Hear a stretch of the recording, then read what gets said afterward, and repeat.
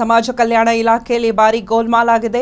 7.5 ಕೋಟಿ ವೆಚ್ಚದ ಹಾಸ್ಪಿಟಲ್ ಕಳಪೆ ಕಾಮಗಾರಿ ಆರೋಪ ಕೇಳಿ ಬರ್ತಾ ಇದೆ. ಧಾರವಾಡ ಸಮಾಜ ಕಲ್ಯಾಣ ಇಲಾಖೆಯಲ್ಲಿ ಭಾರಿ ಗೋಲ್ಮಾಲ್.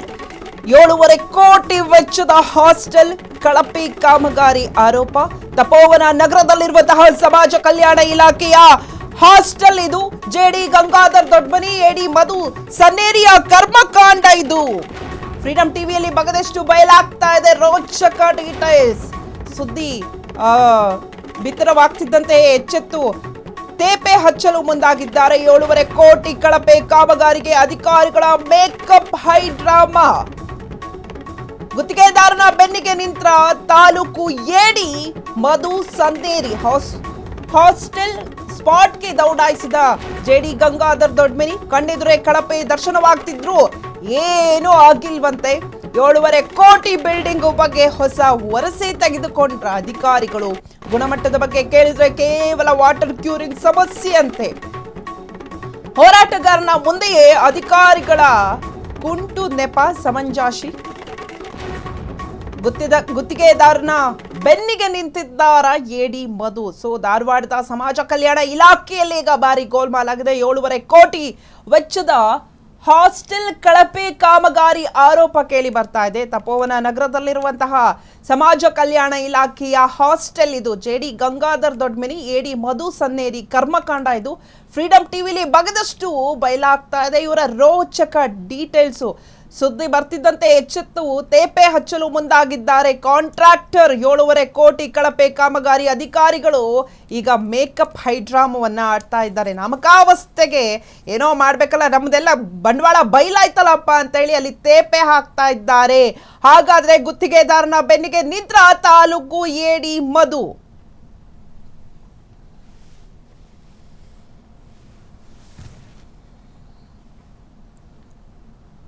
7.5 ಕೋಟಿ ಬಿಲ್ಡಿಂಗ್ ಬಗ್ಗೆ ಈಗ ಹೊಸ ವರಸೆಯನ್ನ ತೆಗೆದಿದ್ದಾರೆ ಅಧಿಕಾರಿಗಳು. ಧಾರವಾಡದಲ್ಲಿ ನೋಡಿ ಯಾವ ರೀತಿಯಲ್ಲಿ ಕರ್ಮಕಾಂಡ ಅಂತ. ಫ್ರೀಡಂ ಟಿವಿಯ ನೇರ ಪ್ರಶ್ನೆಗೆ ಮಧು ಸನ್ನೇರಿ ನಿರ್ಲಕ್ಷ್ಯವಾದ ಉತ್ತರವನ್ನ ಸಹ ಕೊಟ್ಟಿದ್ದಾರೆ. ಕಾಂಟ್ರಾಕ್ಟರ್ ಏನಿದ್ದಾರೆ ಅವರ ಪರವಾಗಿ ಹಾಗಾದ್ರೆ ಇವರು ನಿಂತ್ರ. ಅಧಿಕಾರಿಗಳ ಮೇಕಪ್ ಹೈ ಡ್ರಾಮಾ ಅಂತ ಹೇಳ್ಬೋದು. ಧಾರವಾಡದಲ್ಲಿ ಹಾಸ್ಟೆಲ್ನಲ್ಲಿ ಗೋಲ್ಮಾಲ್ ಆಗ್ತಾ ಇದೆ. ಇವರಿಗೆ ವಿದ್ಯಾರ್ಥಿಗಳ ಜೀವಕ್ಕಿಂತ ಕಾಂಟ್ರಾಕ್ಟರ್ ಜೇಬೆ ಮುಖ್ಯವಾಯ್ತಾ? ತಾವಾಡಿದ್ದೇ ಆಟ ಅಂತ ಮೆರೆತಿದ್ದಾರ ಅಧಿಕಾರಿಗಳು. ಕಣ್ಣೆದುರೇ ಕಳಪೆ ದರ್ಶನವಾಗ್ತಿದ್ರು, ಏನು ಆಗಿಲ್ಲ ಅಂತ ಬುರುಡೆಯನ್ನ ಬಿಡ್ತಾ ಇದ್ದಾರೆ ಜೆಡಿ ಗಂಗಾಧರ್ ದೊಡ್ಡಮನಿ, ಎಡಿ ಮಧು ಸನ್ನೇರಿಯಿಂದ ಉಡಾಫೆಯ ಉತ್ತರ. ಗುಣಮಟ್ಟ ಪರಿಶೀಲಿಸಿದ ಬಿಲ್ಡಿಂಗ್ ಹಸ್ತಾಂತರ ಮಾಡಿದ್ದಾದ್ರೂ ಯಾಕೆ? ಫ್ರೀಡಂ ಟಿವಿಯ ನೇರ ಪ್ರಶ್ನೆಗೆ ಮಧು ಸನ್ನೇರಿ ನಿರ್ಲಕ್ಷ್ಯವಾದ ಉತ್ತರವನ್ನ ಕೊಟ್ಟಿದ್ದಾರೆ. ಕಾಂಟ್ರಾಕ್ಟ್ ಪರ ಅಧಿಕಾರಿಗಳು ಬ್ಯಾಟಿಂಗ್ ಅನ್ನ ನಡೆಸ್ತಾ ಇದ್ದಾರಾ? ಹಾಸ್ಟೆಲ್ನಲ್ಲಿ ಗೋಲ್ಮಾಲ್. ಧಾರವಾಡದ ಹಾಸ್ಟೆಲ್ನಲ್ಲಿ ಗೋಲ್ಮಾಲ್. ಹಾಸ್ಟೆಲ್ ಕಳಪೆ ವಿಚಾರಕ್ಕೆ ಟ್ರಾನ್ಸ್ಫರ್ ಆಗಿರುವಂತಹ ಜೆಡಿ ಜಗದೀಶ್ ಹೆಬ್ಬಳಿ, ನಿವೃತ್ತಿ ಹಂತದಲ್ಲಿರುವಂತಹ ಎಡಿ ಮಧು ಸನ್ನೇರಿ ಮೇಡಮ್. ಆಗಸ್ಟ್ 30ಕ್ಕೆ ನಿವೃತ್ತಿ ಹೊಂದಲಿರುವಂತಹ ಎಂಬಿ ಸನ್ನೇರಿ ಮೇಡಮ್ ಕಳಪೆ ಕಾಮಗಾರಿಯಲ್ಲಿ ಗುತ್ತಿಗೆದಾರನ ಜೊತೆ ಕೈ ಸೇರಿಸುತ್ತರ? ಹಾಗಾದ್ರೆ ಭ್ರಷ್ಟಾಚಾರದಲ್ಲಿ ಕೈ ಹಾಕಿ ಏನು ಗೊತ್ತಿಲ್ಲದಂತೆ ಸುಮ್ಮನೆ ಕುಳಿತರ? ಫ್ರೀಡಂ ಟಿವಿಯ ನಿರಂತರ ವರದಿಗೆ ಕಂಗೆಟ್ಟು ಹೋಗಿದ್ದಾರೆ ಅಧಿಕಾರಿಗಳು. ಬಗದಷ್ಟು ಬಯಲಾಗ್ತಾ ಇದೆ ಹಾಸ್ಟೆಲ್ ಕರ್ಮಕಾಂಡ. ಧಾರವಾಡದಲ್ಲಿ ಕಳಪೆ ಹಾಸ್ಟೆಲ್ ಅನ್ನ ಕಟ್ಟಿದ್ದಾರೆ. 7.5 ಕೋಟಿ ಬಿಲ್ಡಿಂಗ್ ಬಗ್ಗೆ ಈಗ ಹೊಸ ವರಸೆಯನ್ನ ಅಲ್ಲಿರುವಂತಹ ಅಧಿಕಾರಿಗಳು ತೆಗೆದುಕೊಂಡಿದ್ದಾರೆ. ಫ್ರೀಡಂ ಟಿವಿಯ ನೇರ ಪ್ರಶ್ನೆಗೆ ಮಧು ಸನ್ನೇರಿ ಎಡಿಯವರು ನಿರ್ಲಕ್ಷ್ಯವಾದ ಉತ್ತರವನ್ನ ಕೊಟ್ಟಿದ್ದಾರೆ. ಕಾಂಟ್ರಾಕ್ಟರ್ ಪರವಾಗಿ ಅಧಿಕಾರಿಗಳು ಅವರ ಬೆನ್ನೆಲುಬಾಗಿ ನಿಂತಿದ್ದಾರ? ಹಾಗಾದ್ರೆ ನಿವೃತ್ತಿ ಹಂತದಲ್ಲಿದ್ದಾರೆ ಇದೇ ಎಡಿ ಮಧು ಸನ್ನೇರಿ. ನೋಡ್ತಾ ಇರ್ಬೋದು, ವಿಜುವಲ್ಸ್ ಅಲ್ಲಿ ಗಮನಿಸ್ತಾ ಇರ್ಬೋದು ಎಡಿ ಮಧು ಸನ್ನೇರಿ ಅವರು. ಕಳಪೆ ಕಾಮಗಾರಿಯಲ್ಲಿ ಗುತ್ತಿಗೆದಾರನ ಜೊತೆ ಕೈ ಸೇರಿಸಿದ್ರ? ಹಾಗಾದ್ರೆ ಕಳಪೆ ಕಾಮಗಾರಿ ಅದು ಹಾಸ್ಟೆಲ್ಲು ನೋಡಿದ್ರೇ ಗೊತ್ತಾಗುತ್ತೆ. ಭ್ರಷ್ಟಾಚಾರದಲ್ಲಿ ಕೈ ಹಾಕಿದ್ದಾರೆ. ಆದರೆ ನಮಗೇನು ಗೊತ್ತಿಲ್ಲ, ನಮ್ಮ ಕಣ್ಣೆದುರುಗಡೆ ಏನು ನಡೆದಿಲ್ಲ ಅಂತ ಸುಮ್ಮನೆ ಕುತ್ಕೊಂಡಿದ್ದಾರೆ. ಅಂದರೆ ಕಣ್ಣಿಗೆ ಬಟ್ಟೆ ಕಟ್ಕೊಂಡು ಕೂತಿರ್ಬೋದು ಮೋಸ್ಟ್ಲಿ. ನಾವು ನಿರಂತರವಾಗಿ ವರದಿಯನ್ನು ಮಾಡ್ತಾ ಇದ್ದೀವಿ. ಫ್ರೀಡಂ ಟಿವಿಯ ವರದಿಗೆ ಕಂಗೆಟ್ಟು ಹೋಗಿದ್ದಾರೆ ಅಧಿಕಾರಿಗಳು. ಧಾರವಾಡದ ಸಮಾಜ ಕಲ್ಯಾಣ ಇಲಾಖೆಯ ಭಾರೀ ಗೋಲ್ಮಾಲ್ ನೋಡಿ, ಬಗೆದಷ್ಟು ರೋಚಕವಾದ ಡೀಟೇಲ್ಸು ಬರ್ತಾನೆ ಇದೆ. ನಿರಂತರವಾಗಿ ಸುದ್ದಿಯನ್ನ ಮಾಡ್ತಾ ಇದ್ದೀವಿ. ಆ ಹಾಸ್ಟೆಲ್ ಕಳಪೆ ಕಾಮಗಾರಿ ಎಷ್ಟು ಕೋಟಿ, ಬರೋಬ್ಬರಿ 7.5 ಕೋಟಿ ವೆಚ್ಚದಲ್ಲಿ ನಿರ್ಮಾಣವಾಗಿರುವಂತಹದ್ದು ತಪೋವನ ನಗರದಲ್ಲಿರುವಂತಹ ಸಮಾಜ ಕಲ್ಯಾಣ ಇಲಾಖೆಯ ಹಾಸ್ಟೆಲ್.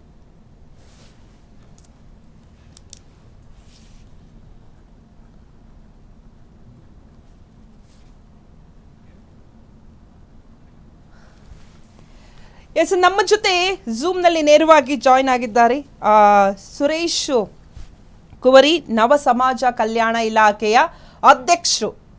ಎಸ್ ಸರ್, ಏನಿದು ಸರ್ ಕಳಪೆ ಕಾಮಗಾರಿ ಧಾರವಾಡದಲ್ಲಿ? ಯಾವುದಿದು ಸರ್ ಕರ್ಮಕಾಂಡ? ಸಮಾಜ ಇಲಾಖೆಯ ಕಳಪೆ ಕಾಮಗಾರಿ ಹಾಸ್ಟೆಲಲ್ಲಿ ಪಾಪ ಮಕ್ಳು ಇರಬೇಕಾ ಅಥವಾ ಮಕ್ಳ ಮೇಲೆ ಆ ಬಿಲ್ಡಿಂಗ್ ಬೀಳಬೇಕಾ ಇನ್ನೊಂದು ಸ್ವಲ್ಪ ದಿನಕ್ಕೆ ಅಂತ? ಖಂಡಿತ ಮೇಡಮ್, ನಾವು ಸತತ ಈಗ ತಮ್ಮ ಚಾನಲ್ ಒಂದು ಇದರಲ್ಲಿ ಟೆಲಿಕಾಸ್ಟ್ ಮಾಡಿದ ಸತತವಾಗಿ ನಾವು ಕೂಡ ಅವರಿಂದ ಲೆಟರ್ ಕೊಟ್ಟು ಇಲ್ಲಿ ಕಳಪೆ ಕಾಮಗಾರಿ ಸಾಕಷ್ಟು ಅವರಿಂದ ಬೆನ್ನತ್ತಿದೆ ಮೇಡಮ್. ಇದು ಹಾಸ್ಟೆಲ್ ಬಂದ್ಬಿಟ್ಟು ಧಾರವಾಡ ಜಿಲ್ಲೆಯ ಸಮಾಜ ಕಲ್ಯಾಣ ಇಲಾಖೆ ವ್ಯಾಪ್ತಿಯಲ್ಲಿ ಬರ್ತಕ್ಕಂಥ Nehru Nagar number 3 hostel madam. ಇಲ್ಲಿ ಬಹುತೇಕ SC/ST ಮಕ್ಕಳಲ್ಲಿ ಸ್ಟಡಿ ಮಾಡಕ್ ಬರ್ತಾರೆ ಮೇಡಮ್. ಸುಮಾರು ಒಂದು 7-7.5 ಕೋಟಿ ರೂಪಾಯಿ ಅಂದಾಜು ಮೊತ್ತ. ಬಟ್ ಇವತ್ತಿಗೆ ನಮ್ಗೆ ಅದು ಎಷ್ಟಿದೆ ಅಂತ ನಾವು ಮಾಹಿತಿ ತಕ್ಕಲ್ಲಿ ಕೇಳಿವಿ. ಎಲ್ಲಾ ಡಾಕ್ಯುಮೆಂಟ್ರಿ ಕೇಳಿದ್ರು ಕೂಡ ನಮ್ಗೆ ಯಾವುದೇ ರೀತಿ ಎಸ್ಟಿಮೇಟ್ ಕಾಪಿ ಕೊಟ್ಟಿಲ್ಲ, ವರ್ಕ್ ಆರ್ಡರ್ ಕಾಪಿ ಕೊಟ್ಟಿಲ್ಲ. ಯಾಕಂದ್ರೆ ಇದು ಎಷ್ಟು ಮೊತ್ತ ಆಗುತ್ತಂತ ಇವ್ರಿಗೆ ಗೊತ್ತಾಗುತ್ತಂತ ಒಂದೇ ಕಾರಣದಿಂದ ನಮ್ಮನ್ನ ಹೈಡ್ ಮಾಡ್ತಾ ಇದ್ರೆ ಮೇಡಮ್. ಒಂದು ಎರಡನೇದು ಏನಂತಂದ್ರೆ, ಈ ಬಿಲ್ಡಿಂಗ್ ಕಟ್ಟಡ ಆಗ್ಬೇಕಾದ್ರೆ ಬಿಫೋರ್ ಯಾವ ಇಲಾಖೆಯಿಂದ ಅನುಮೋದನೆ ಆಗಿತ್ತು, ಎಷ್ಟು ಮೊತ್ತಕ್ಕೆ ಅನುಮೋದನೆ ಆಗಿತ್ತು ಮತ್ತು ಯಾವ ಇಲಾಖೆ ಯಾರಿಗೆ ಕಾಂಟ್ರಾಕ್ಟ್ ಆಗಿದೆ ಅಂತ ಒಂದು ಬೋರ್ಡ್ ಹಾಕ್ಬೇಕು ಫಸ್ಟ್. ಎಲ್ಲಿ ಆ ಸ್ಪಾಟ್ ಅಲ್ಲಿ ಕನ್ಸ್ಟ್ರಕ್ಷನ್ ಆಗೋ ಸ್ಪಾಟ್ ಅಲ್ಲಿ ಇದು ಯಾವುದು ಕೂಡ ಇಲಾಖೆಯವರು ಮಾಡಿಲ್ಲ. ಹಂಗಾಗಿ ನಾವು ಜಗದೀಶ್ ಹೆಬ್ಬಳ್ಳಿ ಅವರು ಜಾಯಿಂಟ್ ಡೈರೆಕ್ಟರ್ ಇದ್ದಾಗ ನಾನು ಲೆಟರ್ ಕೊಟ್ಟಿದ್ದೆ, ಹಿಂಗಿದೆ ದಯವಿಟ್ಟು ಇದನ್ನ ಕಳಪೆ ಕಾಮಗಾರಿ ಆಗಿದೆ, ಇದನ್ನ ವರ್ಕ್ ಪರಿಶೀಲಿಸಬೇಕಾದ್ರೆ ಟೆಕ್ನಿಷಿಯನ್ಸ್ ಬೇಕಂತ ಹೇಳಿದ್ರು ಮೇಡಮ್. ಅವ್ರು ಟೆಕ್ನಿಷಿಯನ್ಸ್ ಬೇಕಂತ ಅವಾಗ ಹೇಳಿದರು. ಈಗ ಸ್ಪಾಟಿಗೆ ಬಂದು ಏನ್ ಮಾತಾಡ್ತಾರ ಜಂಟಿ ನಿರ್ದೇಶಕರು ಮತ್ತು AD ಅವ್ರಂದ್ರೆ ಇದು ಪ್ಲಂಬರ್ ಪ್ರಾಬ್ಲಮ್ ಆಗಿದೆ ಅಂತ ಹೇಳ್ತಾರೆ ಮೇಡಮ್. ಈ ಪ್ಲಂಬರ್ ಪ್ರಾಬ್ಲಮ್ ಆಗಿದೆ ಅಂತ ಇವ್ರಿಗೆ ಹೆಂಗ್ ಗೊತ್ತಾಯ್ತು? ನಾವು ಕಂಪ್ಲೇಂಟ್ ಮಾಡಿದಾಗ ಇದಕ್ಕೆ ಟೆಕ್ನಿಷಿಯನ್ಸ್ ಅಲ್ಲ, ನಾವು ಎಕ್ಸ್ಪರ್ಟ್ಸ್ ಎಲ್ಲ ಬಂದ್ ಹೇಳಕ್ ಆಗಲ್ಲ ಮಾಹಿತಿ ಅಂತ ಹೇಳಿದ್ರು. ಈಗ ಅಲ್ಲಿ ನಾವು ಸ್ಪಾಟ್ ಅಲ್ಲಿ ನಾವು ಹೋಗಿ ಆ ಕೆಲಸ ನಿಮ್ಗೆ ಆರ್ಡರ್ ಇದೆಯಾ, ರಿಪೇರಿ ಮಾಡಕ್ ಯಾರು ಪ್ರೊವಿಷನ್ ಕೊಟ್ರು, ನಿಮ್ಗೆ ಅವಕಾಶ ಯಾರು ಮಾಡಿ ಕೊಟ್ರು ಅಂತ ಕೆಲಸಗಾರಿಗೆ ಕೇಳಿದಾಗ ಅವಾಗ ಸ್ಥಳಕ್ಕೆ JD ಮತ್ತು AD ಬಂದು ಅಲ್ಲೇನ್ ಹೇಳ್ತಾರೆ ಮೇಡಮ್, ಇದು ಪ್ರಾಬ್ಲಮ್ ಇದೆ, ಪ್ಲಂಬರ್ ಪ್ರಾಬ್ಲಮ್ ಇದೆ ಅಂತ ಹೇಳ್ತಾರೆ. ಹಂಗಾಗಿ ಒಟ್ಟಾರೆಯಾಗಿ ಇಲಾಖೆಯಲ್ಲಿ ಕಾಂಟ್ರಾಕ್ಟರ್ ಉಳಿಸಕ್ಕೆ ಎಲ್ಲಾ ಲಾಬಿ ನಡೆದಿದೆ. ಕಾಂಟ್ರಾಕ್ಟರ್ ಇಲ್ಲಿ ಸೇವ್ ಮಾಡ್ಬೇಕಂತ ದೃಷ್ಟಿಯಿಂದ ಜಂಟಿ ನಿರ್ದೇಶಕರು ಮತ್ತು MB ಸಣ್ಣರಿ ಮೇಡಮ್ ಅವರು ಕೂಡ ಅವರಿಂದ ಬೆನ್ನಿಂದ ನಿಂತಾರಂತ ಇಲ್ಲಿ ಈಗ ರಾಜರೋಸಿಗೆ ಎದ್ದು ಕಾಣ್ತಿದೆ ಮೇಡಮ್. ಸೊ ಅಲ್ಲ ಅಮ್ಮ, ಇನ್ನೇನು ರಿಟೈರ್ಮೆಂಟ್ ತಗೋಬೇಕು, 7.5 ಕೋಟಿ ಗೋಲ್ಮಾಲ್ ಆಗ್ತಿದೆ ಅಂದ್ರೆ ಕಣ್ಣು ಮುಚ್ಕೊಂಡ್ ಕೂತಿದಾರ? ಕಣ್ಣೆದು ಕಾಣಿಸ್ತಾ ಇಲ್ವ ಇವರಿಗೆ? ಅಲ್ಲ, ಅಷ್ಟು ದೊಡ್ಡ ಭ್ರಷ್ಟಾಚಾರ ನಡೀತಿದೆ ಅಥವಾ ಇವ್ರದ್ದು ಪಾಲಲ್ಲಿ ಇದೆಯಾ? ಇವರು ಏನಾದ್ರು ಅದಕ್ಕೆ ಸೇರ್ಕೊಂಡಿದಾರ, ಅದಕ್ಕೆ ಅವರ ಬೆನ್ನಿಂದೆ ನಿಂತಿದ್ದಾರಾ? ಖಂಡಿತ. ಈಗ ನೋಡಿ ಮೇಡಮ್, ಏನಂತಂದ್ರೆ ಈಗ ಯಾರೋ ಒಬ್ರು ಹೋರಾಟಗಾರರು ಬಂದು ಅದ್ರದ್ದು ಎಸ್ಟಿಮೇಟ್ ಕೇಳ್ತಿದ್ದಾರೆ ಅಥವಾ ಮಾಹಿತಿಯಲ್ಲಿ ಒಂದು ಏನೋ ಅಪ್ಲಿಕೇಶನ್ ಹಾಕ್ತಾರೆ, ಕೊಡೋದು ಅವ್ರ ಧರ್ಮ. ನಾನೀಗ ಅವ್ರಿಗೆ ಈ ಸಂಬಂಧಪಟ್ಟದ್ದು ದಾಖಲೆ ಕೊಡ್ರಿ ಅಂತ ಕೇಳಿ ಆಲ್ರೆಡಿ 45 ದಿನ ಇವತ್ತಿಗೆ ಕೊಟ್ಟಿಲ್ಲ ಅಂದ್ರೆ ಇದರ ಅರ್ಥ ಈಗ ಎಲ್ಲರಿಗೂ ಗೊತ್ತಾಗ್ತಂತ ವಿಷಯನೇ. ಯಾಕಂದ್ರೆ ಸಾಕಷ್ಟು ಬಾರಿ ನಾವು ಕೇಳಿದೀವಿ, ಏನಿದೆ ಅದು ಪ್ರಾಬ್ಲಮ್ ಕೊಡಿ, ಎಸ್ಟಿಮೇಟ್ಸ್ ಕೊಡಿ, ವರ್ಕ್ ಆರ್ಡರ್ ಕೊಡಿ, ಯಾವ ಇಲಾಖೆಗೆ ಅನುಮೋದನೆ ಆಗಿದೆ, ಎಷ್ಟಕ್ಕೆ ಅನುಮೋದನೆ, ಸಂಪೂರ್ಣ ಡೀಟೇಲ್ಸ್ ಕೊಡೋದು ಎಲ್ಲಿಯೂ ಕೊಟ್ಟಿಲ್ಲ ಮೇಡಮ್.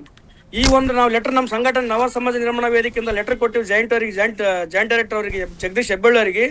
ಅದಾದ ಒಂದು ಕೆಲವೇ ದಿನ ಟ್ರಾನ್ಸ್ಫರ್ ಆದ್ರು. ಈಗ MB ಸಣ್ಣೇರಿ ಮೇಡಮ್ ಅವರು ಕೂಡ ಇದೇ ತಿಂಗಳು 30 ರಿಟೈರ್ಡ್ ಇದೆ ಮೇಡಮ್. ಹಂಗಾಗಿ ಯಾವುದೇ ರೀತಿ ನಾವು ಇಲ್ಲಿಂದ ಹೋಗೋ ಮಠ, ನಾವು ಇಲಾಖೆಯಿಂದ ಖಾಲಿ ಆಗೋ ಮಠ ಯಾವುದೇ ರೀತಿ ಇವರು ದಾಖಲೆ ಹೋಗಬಾರ್ದು. ದಾಖಲೆ ಸಿಕ್ಕರೆ ಮತ್ತೆ ನಮ್ಮ ಮೇಲೆ ಇನ್ನೂ ಡಾಕ್ಯುಮೆಂಟ್ ಕ್ರಿಯೇಟ್ ಮಾಡಿ ನಮ್ಮನ್ನೆಲ್ಲ ಒಂದ್ ಕಡೆ ಸಿಕ್ಸ್ ಹಾಕ್ಸುವಂತ ಪ್ರಯತ್ನ ನೀಡುತ್ತೆ. ಮತ್ತೆ ನಾವು ಮಾಡ್ತಕ್ಕಂಥ ಕಳ್ಳಾಟನ ಬಯಲಿಗೆ ಎಳಿತಾರೆ ಒಂದು ಭಯದಿಂದ ಅವ್ರು ಯಾವುದೇ ದಾಖಲೆ ಕೊಡ್ತಾ ಇಲ್ಲ ಮೇಡಮ್ ಅವರು. ನಾವೀಗ ನಿರಂತರವಾಗಿ ಸುದ್ದಿ ಮಾಡ್ತಾ ಇದ್ದೀವಿ, ಬಗೆದಷ್ಟು ಬಯಲಾಗ್ತಾ ಇದೆ ಅವರ ಕರ್ಮಕಾಂಡಗಳು, ಭ್ರಷ್ಟಾಚಾರದ ಕರ್ಮಕಾಂಡಗಳು. ಇದರಿಂದ ಏನಾದರೂ ಹೆದರ್ಕೊಂಡು ಏನಾದರೂ ಅಲರ್ಟ್ ಆಗಿದಾರಾ ಅಥವಾ ಇಲ್ಲ ನಾವು ಮಾಡದೇ ಮಾಡ್ತೀವಿ, ನಾವು ಇನ್ನೂ ಭ್ರಷ್ಟಾಚಾರವನ್ನ ಮಾಡ್ತೀವಿ ಅಂತ ಏನಾದರೂ ಇದಾರಾ ಅಂತ? ಖಂಡಿತ ಮೇಡಮ್, ಅವ್ರಿಗೆ ಎಲ್ಲಿ ಕೂಡ ಒಂದು ಗಿಲ್ಟ್ ಕಾಡ್ತಾ ಇಲ್ಲ. ಅಂದ್ರೆ ಇಲಾಖೆಯಲ್ಲಿ ಏನೋ ತಪ್ಪಾಗಿದೆ ಸರಿಪಡಿಸಿ ಅಲ್ಲಿರ್ತಕ್ಕಂಥ ವಿದ್ಯಾರ್ಥಿಗಳೆಲ್ಲ ಸ್ಥಳಾಂತರ ಬೇರೆ ಕಡೆ ಮಾಡಿಸಿ ಆನಂತರ ಎನ್ಕ್ವೈರಿ ಫಿಟ್ ಮಾಡಿ, ಎನ್ಕ್ವೈರಿ ಆದ ನಂತರ ಅಲ್ಲಿ ಏನ್ ಕಳಪೆ ಆಗಿದೆ ಅಥವಾ ಯಾರು ಕಾಂಟ್ರಾಕ್ಟ್ ಲೂ ಫಾಲ್ಸ್ ಇದೆ ಅಥವಾ ಬೇರೆ ಏನಿದೆ ಅಂತ ಎನ್ಕ್ವೈರಿ ಆದ ನಂತರ ಅದನ್ನ ರಿಪೇರಿ ಮಾಡೋದು ಸಿಸ್ಟಮ್ ಅಲ್ಲಿ ಇದೆ ಮೇಡಮ್. ಇವ್ರು ಯಾವ ಮಾನದಂಡ ಇಟ್ಟಕೊಂಡು ಸಡನ್ ಆಗಿ ಅಲ್ಲಿ ಕಳಿಸಿ ರಿಪೇರಿ ಮಾಡ್ತಾರೆ ನನಗೆ ಗೊತ್ತಾಗ್ತಿಲ್ಲ. ಯಾಕಂದ್ರೆ ಹೆಚ್ಚು ಕಡಿಮೆ ರಿಪೇರಿ ಮಾಡಲು ಶಾರ್ಟ್ ಸರ್ಕ್ಯೂಟ್ ಆಯ್ತು ಅಥವಾ ಇನ್ನೂ ಎಲ್ಲೋ ಒಂದ್ ಪ್ಲಂಬರ್ ಅಲ್ಲಿ ನೀರು ಲೀಕೇಜ್ ಆಗಿ ಮಕ್ಕಳೆಲ್ಲ ಒಂದು ಅಲ್ಲಿ ಟೈಲ್ ಗ್ರಾನೈಟ್ ಬಿದ್ದು ಕಾಲ್ ಜಾರಿಗೆ ಬಿದ್ದು ತೆಲಿಪಲ್ಲಿ ಹೊಡ್ಕಂದ್ರೆ ಇದಕ್ಕೆ ಹೊಣೆ ಯಾರು? ಯಾವುದೇ ರೀತಿ ಮೇಡಮ್ ಅವ್ರು ಯಾರು ಎಚ್ಚೆತ್ಕೊಂಡಿಲ್ಲ. ಇವತ್ತಿಗೂ ಕೂಡ ಅವ್ರು ಬಂಡ ಧೈರ್ಯದಿಂದ ತೋರಿಸಿ, ನಾವ್ ಯಾರೋ ರಿಪೋರ್ಟರ್ ಹೋದಂತ ಸಂದರ್ಭದಲ್ಲಿ, ಹೋರಾಟಗಾರ ಹೋದಂತ ಸಂದರ್ಭದಲ್ಲಿ ನೀವ್ ಯಾಕೆ ಬರ್ತೀರಿ, ನಮ್ನೇನ್ ಕೇಳ್ತೀರಿ ಅಂತ ಹೇಳ್ತಾರೆ. ಅವ್ರು ಯಾವ್ದೇ ರೀತಿ ದಾಖಲೆ ಕೊಡ್ತಾ ಇಲ್ಲ. ಸ್ಪಾಟಿಗೆ ವಿಸಿಟ್ ಮಾಡ್ತಾರೆ, ನೆಪಕ್ಕೆ ಮಾತ್ರ ವಿಸಿಟ್ ಮಾಡಿ ಸ್ಪಾಟ್ ಇಂದ ಬರ್ತಾರೆ. ಅಲ್ಲಿ ಇವತ್ತಿಗೆ ಕಾಂಟ್ರಾಕ್ಟ್ ಇದೆಲ್ಲ ಇಶ್ಯೂ ಆದ ನಂತರ ಕಾಂಟ್ರಾಕ್ಟರ್ ಮತ್ತೆ ಸಂಬಂಧಪಟ್ಟಿಲ್ಲ ಕ್ರೈಸ್ ಇದೆಲ್ಲ ಇವತ್ತಿಗೆ ಬಂದು ಕೂಡ ಅಲ್ಲಿ ಏನಾಗಿದೆ ಅಂತ ಯಾರು ನೋಡಿಲ್ಲ ಮೇಡಮ್. ಅದನ್ನ ಕೇಳಿದ್ರೆ ನಮ್ಮ ಅಧಿಕಾರಿಗಳು ಕತೆ ಹೇಳ್ತಾರೆ ಎಲ್ಲಾರು ಮೇಡಮ್. ಎಸ್ ಸುರೇಶ್ ಅವರೇ, ನಿಮ್ಮ ಹೋರಾಟಕ್ಕೆ ನಮ್ಮ ಬೆಂಬಲವಿದೆ. ಭ್ರಷ್ಟಾಚಾರ ಎಲ್ಲ ಆಗ್ತಿದೆ ಅಲ್ಲಿ ನಿರಂತರವಾಗಿ ಸುದ್ದಿಯನ್ನ ಮಾಡ್ತೀವಿ, ಇಲ್ಲೂ ಕೂಡ ನಿರಂತರವಾಗಿ ಸುದ್ದಿಯನ್ನ ಮಾಡ್ತೀವಿ ಭ್ರಷ್ಟಾಚಾರ ನಿಲ್ಲುವವರೆಗೆ. ಥ್ಯಾಂಕ್ ಯು ಸುರೇಶ್, ಇಷ್ಟೊತ್ತು ಮಾಹಿತಿಯನ್ನ ಕೊಟ್ಟಿದ್ದಕ್ಕೆ. Thank you madam, thank you.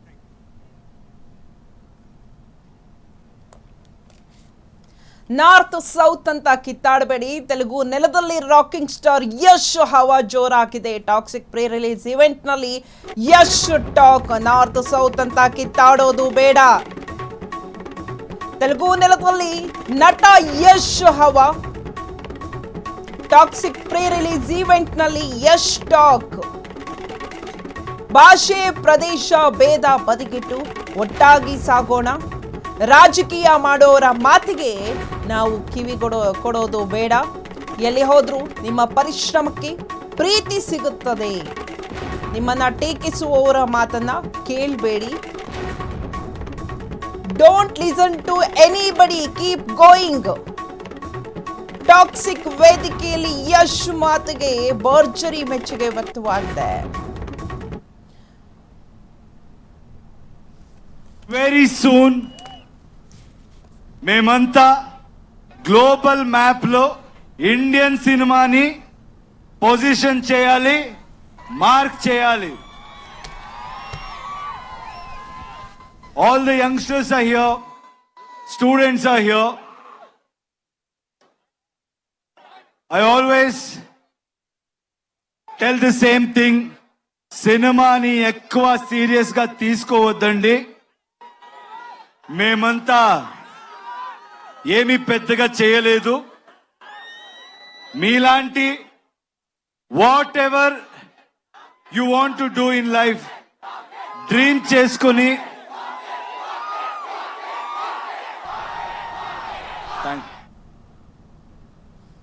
ಇದಾಗುತ್ತೆ ಇವರೆಗಿನ ಲೇಟೆಸ್ಟ್ ಅಪ್ಡೇಟ್. ನೀವು ನೋಡ್ತಾ ಇರೋ ಫ್ರೀಡಮ್ ಟಿವಿ, ಇದು ಜನಸಾಮಾನ್ಯರ ಚಾನೆಲ್.